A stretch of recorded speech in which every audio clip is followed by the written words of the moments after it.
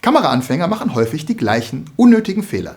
In diesem Video zeige ich dir, welche das sind und wie du sie in deinen Filmen vermeiden kannst.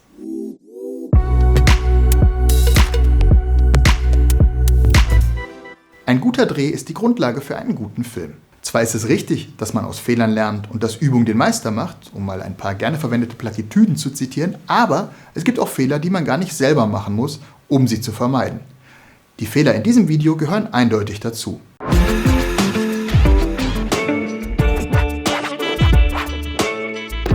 Egal wie gut dein Bild ist, wenn deine Tonaufnahmen nicht in Ordnung sind, wird sich kaum jemand deinen Film freiwillig bis zum Ende ansehen. Für beste Tonqualität bring dein Mikrofon so nah wie möglich an die Tonquelle heran, zum Beispiel über ein Ansteckmikrofon, und achte schon während der Tonaufnahme auf die Qualität, indem du während des gesamten Takes über Kopfhörer mithörst. Fehler wie Mikrofonausfälle, Rascheln im Ton oder Störgeräusche von Handys fallen so direkt auf. Und wenn dein Ton fehlerhaft ist, wiederhol die Aufnahme.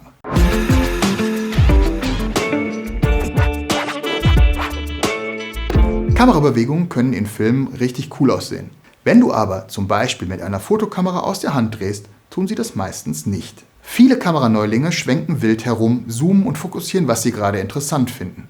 Das führt zu wackeligen, unruhigen Bildern, die du im Schnitt praktisch nicht verwenden kannst. Achte bei deinem Dreh darauf, deine Kamera ruhig zu halten oder verwende ein Stativ.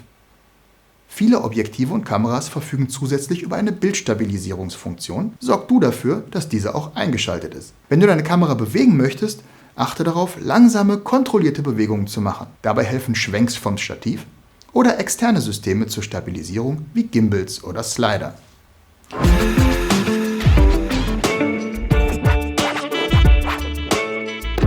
Klar, Videos haben einiges mit Technik zu tun. Viele Anfänger machen aber den Fehler, zu viel auf die Technik zu achten und zu viel Zeit und Geld in Equipment zu investieren, statt mit der Technik, die sie schon haben, besser zu werden.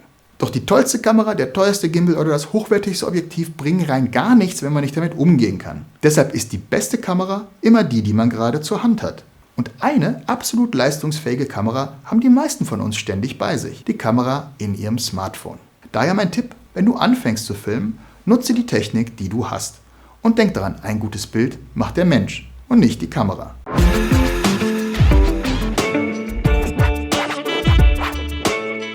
Apropos Smartphone. Ein beliebter Fehler ist die Mischung von Videomaterial im Hoch- und Querformat. Entscheide dich ganz am Anfang für ein Format und bleib dabei. Hochformataufnahmen brauchst du zum Beispiel in Stories. In klassischen Filmen, die du später am Fernseher oder Laptop ansehen willst, solltest du in aller Regel das Querformat wählen.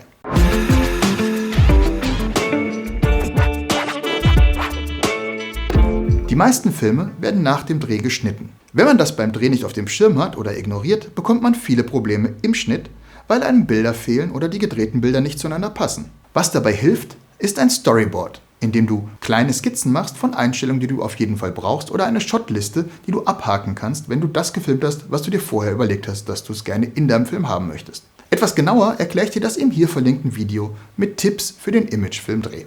Je szenischer du drehst, das so als Faustregel, desto wichtiger ist die Planung.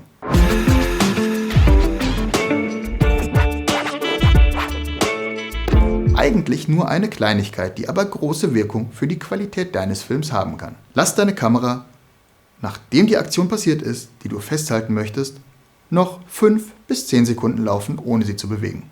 Dieses etwas mehr gibt dir extrem viel mehr Möglichkeiten, um später im Schnitt mit dem Material zu arbeiten und zum Beispiel Überblendungen oder andere Arten von Transitions zu machen.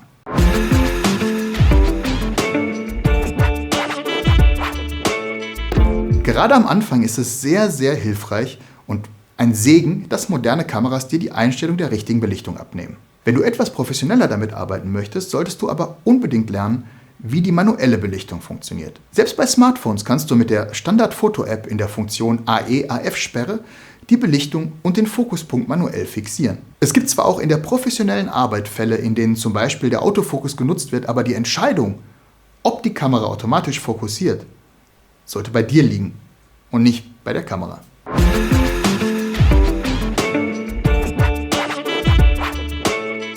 Bevor wir zum Schluss kommen, hier noch ein Bonustipp, der eigentlich nicht direkt was mit der Kamera zu tun hat und auch nicht nur bei Anfängern vorkommt, mit dem du aber ganz einfach die Qualität von Filmen verbessern kannst, wenn du darauf achtest. Es kommt nämlich vor, dass Personen, die sich in deinem Bild befinden, plötzlich in die Kamera schauen. Das Problem dabei: Wir nehmen es in Sekundenbruchteilen wahr, wenn wir von anderen Augen angeschaut werden. Und das zerstört unweigerlich die filmische Illusion. Zwar lässt sich das beim Dreh nicht immer verhindern, aber wenn du es bemerkst, solltest du unbedingt darauf achten und die Aufnahme wiederholen, wenn es geht.